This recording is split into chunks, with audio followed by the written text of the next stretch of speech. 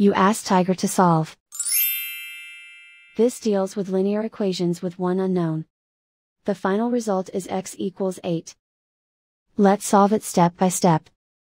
Simplify the expression. Group like terms. Simplify the arithmetic.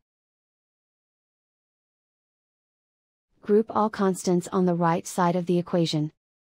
Subtract 5 from both sides. Simplify the arithmetic.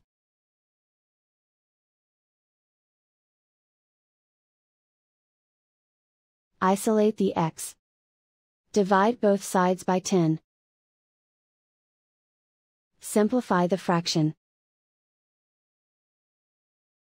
Find the greatest common factor of the numerator and denominator.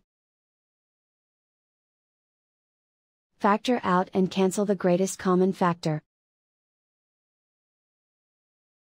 And so the final result is x equals 8.